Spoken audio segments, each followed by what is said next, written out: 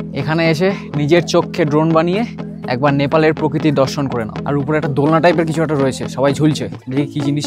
ভালোই উঠলাম বেশ, এবার আরো জায়গা আছে। তো এখানে আবার রিল বানানোর জন্য স্টেজ বানিয়ে রেখেছে একটা।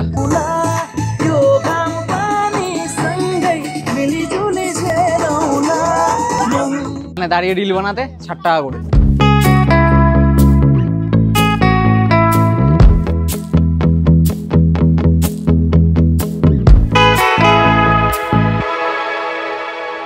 এখন বাজে সকাল 10টা, গাড়ি চলে এসছে নেপাল যাওয়ার জন্য। নেপাল বর্ডারে পারমিশন করতে অনেকক্ষণ টাইম লেগে যাবে। নেপাল যেতে ভিসা পাসপোর্ট লাগে না ঠিকই, কিন্তু যতই হোক ওটা বিদেশ, তাই যাওয়ার জন্য একটা আলাদা উৎসাহ ছিলই।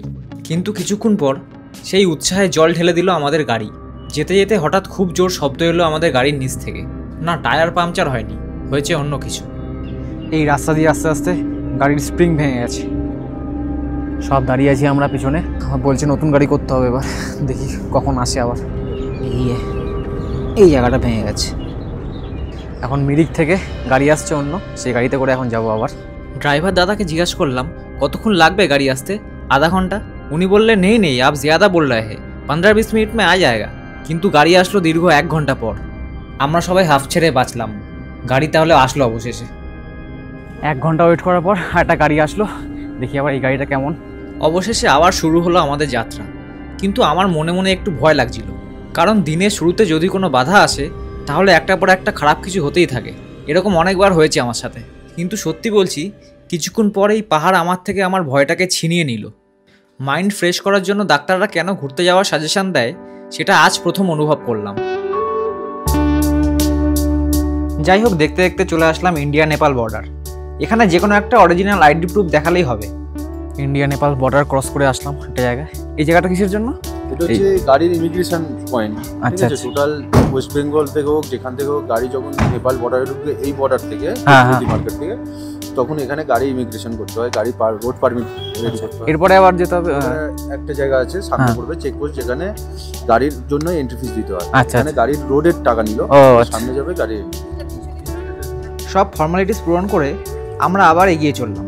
এবার নেপালের রাস্তায় আমাদের যাত্রা শুরু হলো। আগেরবার যখন এসেছিলাম তখন শুধু পশুপতি মার্কেট থেকে ঘুরেই চলে গেছিলাম, কিন্তু এবার আরও ভালোভাবে নেপাল এক্সপ্লোর করব। যেতে যেতেই একটা বিশাল বড় বৌদ্ধ মূর্তি আমার চোখে পড়ল, যেটা আমি আপনাদের দেখাবো সবার শেষে। তাই ভিডিওটা দেখতে থাকুন শেষ অবধি। ভালো লাগলে কিন্তু একটা লাইক আবদার রইল আপনাদের থেকে, সঙ্গে চ্যানেলটাও সাবস্ক্রাইব করে দিন।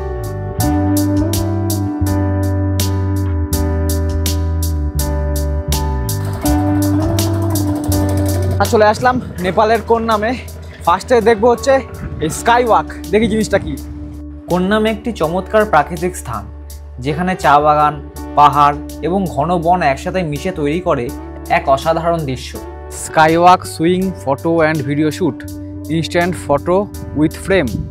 We also have special video shooting facility with drone and different cultural dress on fair. সামনে এটা হচ্ছে টিকিট কাউন্টার, দেখি কত করে নেয়। 200 টাকা করে টিকিট নিল এন্ট্রি ফি। আর উপরে একটা দোলনা টাইপের কিছু একটা রয়েছে, সবাই ঝুলছে, দেখি কি জিনিস। আমার পেছনে ভিউটা দেখো একবার।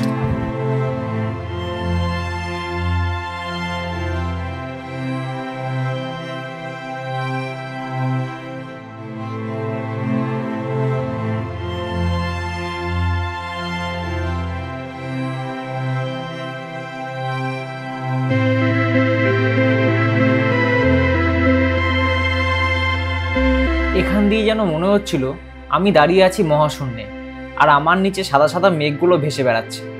এরপর চলুন আরও উপরে, যেখানে রয়েছে স্কাই ওয়াক। হ্যাঁ, একটা ইউনিক জিনিস এটা, কিন্তু অনেকে প্রথমে দেখেই যেভাবে ভয় পাচ্ছিল এখানে দাঁড়াতে, সেরকম ভয়ের কিছু না এটা। তবে ফটো তোলার জন্য এটা খুব সুন্দর জায়গা, আর পরিবেশটা আরও সুন্দরভাবে দেখা যাচ্ছে এখান থেকে।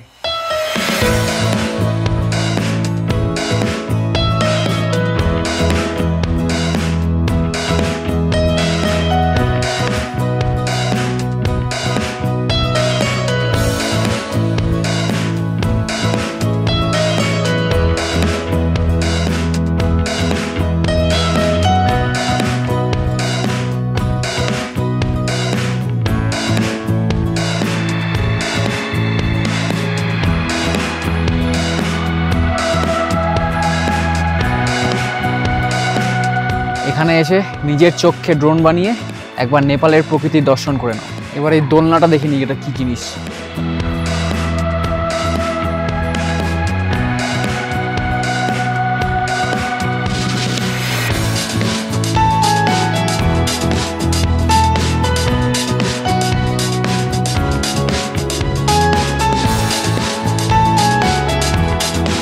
এসব রাইডে যে আমার একদম ভয় লাগে না সেটা বলা মুশকিল, কিন্তু কাউকে সেটা বুঝতে দিই না, শুরু হলেই চোখ বন্ধ করে রাখি। কিন্তু এখানে বসে মাঝে মাঝে চোখ খুলতেই হচ্ছিল, না হলে নেপালের এই অপূর্ব পাহাড় আর মেঘের সৌন্দর্য উপভোগ করতাম কীভাবে।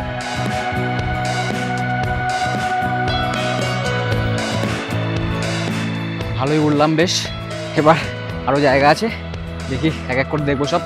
কোন্নামের মানুষ মূলত ব্রাহ্মণ, চেত্রী এবং তামাং সম্প্রদায়ের সদস্য। এখানকার সংস্কৃতি এবং ঐতিহ্য প্রাচীন নেপালি ঐতিহ্যের সাথে মিশে রয়েছে। বুদ্ধ জয়ন্তী, দশাই এবং তিহারের মতো বিভিন্ন নেপালি উৎসব এখানে জমজমাটভাবে পালিত হয়, যা স্থানীয় মানুষের জীবনযাত্রার একটি অংশ।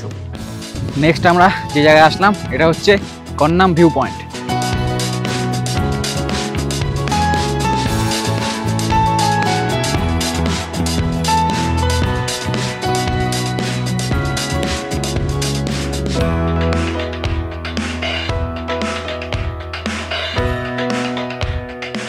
এখানে আবার রিল বানানোর জন্য স্টেজ বানিয়ে রেখেছে একটা, এখানে দাঁড়িয়ে রিল বানাতে 60 টাকা করে।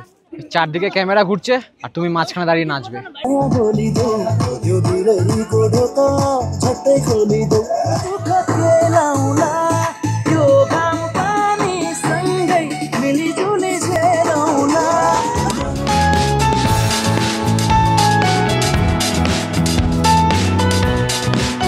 ফটো তুলে এরকম ফ্রেম বানিয়ে নিতে পারো একটা। চলো এবার নেক্সট দেখি কোথায় যাওয়া যায়।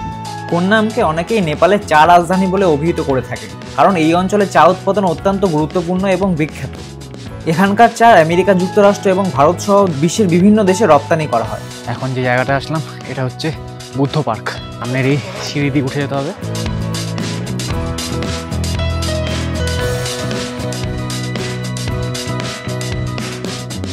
সকালে এখানে আসার সময় রাস্তায় যে বিশাল বড় বুদ্ধ মূর্তি দেখেছিলাম, এখন সেই জায়গায় যাচ্ছি। কিন্তু এখন মনে হচ্ছে সকালবেলাতেই গাড়ি থেকে নেমে এক ফাঁকে দেখে নিলে ভালো করতাম, কারণ এখন প্রকৃতি সাদা চাদরে নিজেকে ঢেকে নিয়েছে। বিকেল 4টের সময় যে এরকম অবস্থা হয়ে যাবে সেটা বোঝা যায়নি। পুরো কুয়াশায় ঢাকা, কিচ্ছু দেখা যাচ্ছে না। এই পার্কের মূল আকর্ষণ হলো বিশাল এক বুদ্ধ মূর্তি। এই মূর্তির উচ্চতার প্রায় 35 ফুট। নিচে যেসব চিত্রকর্ম দেখছো এখানে, সামনের থেকে দেখতে এগুলো কতটা সুন্দর লাগছিল তা বলে বোঝানো মুশকিল।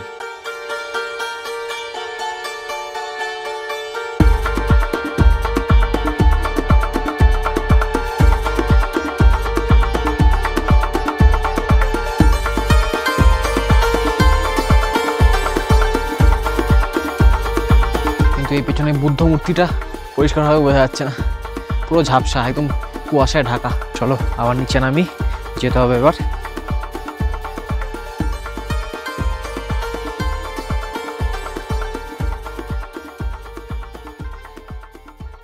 এখন আছি নেপালের পশুপতি মার্কেটে।